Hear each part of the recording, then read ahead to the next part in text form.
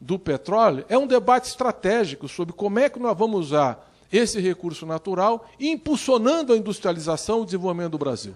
E não simplesmente tirando petróleo e vendendo petróleo. Nós queremos vender derivado de petróleo e nós queremos substituir importações na cadeia de negócio do petróleo. E isso é um divisor fundamental em relação ao que nós tínhamos no passado. 10% do PIB hoje é petróleo. E a cada ano que passar, o peso da economia do petróleo no Brasil vai crescer. Vai ser cada vez mais importante. E, por isso, é parte de uma política industrial de substituição de importações. Nós temos que ter uma gestão estratégica das reservas. Por isso, aquilo que não é necessário à unitização, eu defendo criar eu chamo de escritório de administração de reservas, porque no caso da Noruega, é uma empresa com 660 funcionários, é um escritório mesmo, um escritório de administração de reservas, e esses ativos ficariam sob controle de um escritório de administração de reservas 100% público, e nós mudaríamos o regime abrindo novas possibilidades no regime de concessão. Por exemplo, o regime de partilha. Por que eu acho que a partilha é um instrumento inteligente ou prestação de serviço? Por que a partilha é um regime inteligente? Porque à medida que a Petrobras lidera os principais consórcios, que ela é líder no processo de exploração na região, ela é a empresa que reúne mais informações, que vai dominar mais a tecnologia, que vai ter mais logística na bacia de Santos para a exploração do pré-sal. Portanto, a hora que a União quiser contratar um parceiro para explorar suas reservas, evidente que será a Petrobras, que é quem tem mais tecnologia, mais competitividade, mais escala, mais logística e vai oferecer os melhores custos. Então, vamos compor a mesa do painel da tarde, que terá como tema soberania e aplicabilidades, os royalties e a lei do petróleo. Quando se diz que a União tem a exclusividade no exercício da pesquisa e lavra do petróleo, isto não significa que a União Federal é proprietária das jazidas de petróleo. As jazidas de petróleo foram criadas por Deus ou por alguém em nome dele, mas elas são propriedade da nação brasileira. A União Federal é administradora desses bens. Ela não é proprietária. Ela tem que administrá-los em benefício do Brasil. Exatamente por isso,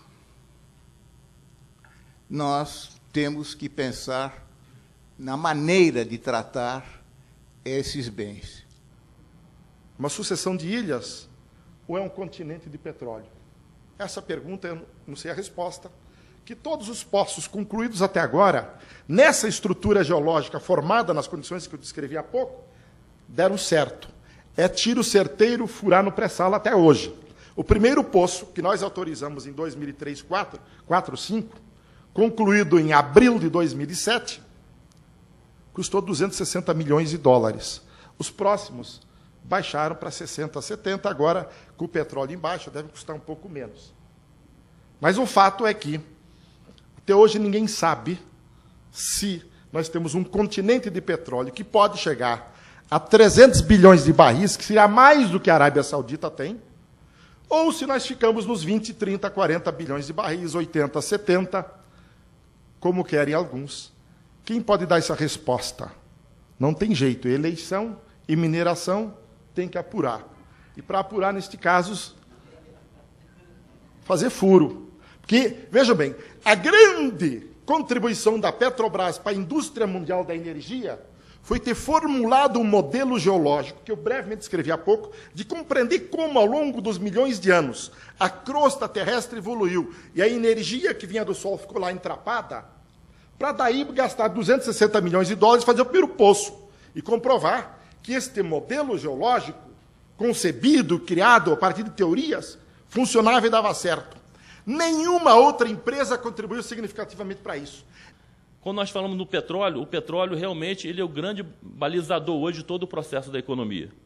Então, quando nós temos hoje uma guerra mundial por petróleo, quando você tem o petróleo, você tem ali uma certa garantia dessa soberania.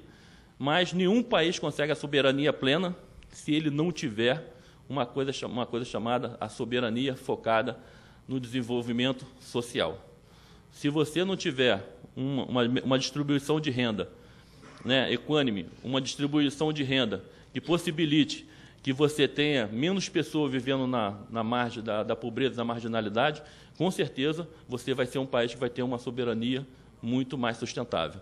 Então, essa questão da Petrobras Biocombustível, né, que colocou na sua missão aí, né, de contribuir para garantir a segurança energética do Brasil, porque quando eu começo a colocar na matriz nossa um combustível renovável, eu começo a depender menos de importação, no caso da questão do biodiesel, eu começo a melhorar o desempenho da balança comercial, mas também eu faço a questão da inclusão social, gerando emprego no campo, com cada uma pessoa furando o seu pocinho de petróleo no seu próprio quintal.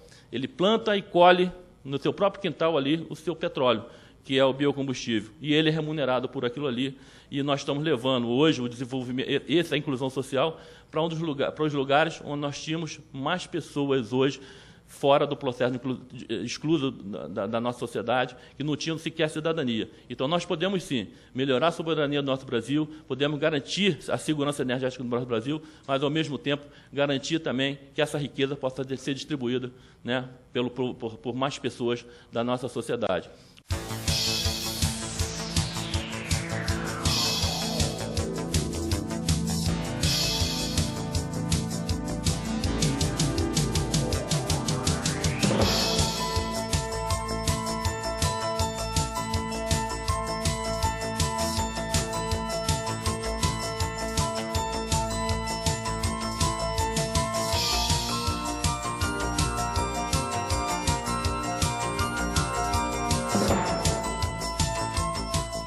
Mas é tarefa de cada um de nós ampliarmos esse debate em todo local que atuamos, na sociedade de bairros, nas universidades, nas escolas, nas igrejas. O PC relatou, a FUP, nós temos tido iniciativas nesse sentido, tivemos reuniões já importantes, e para tentar desdobrar e avançar nisso. Mas é uma tarefa que a gente sabe que tem que ser assumida por cada um de nós.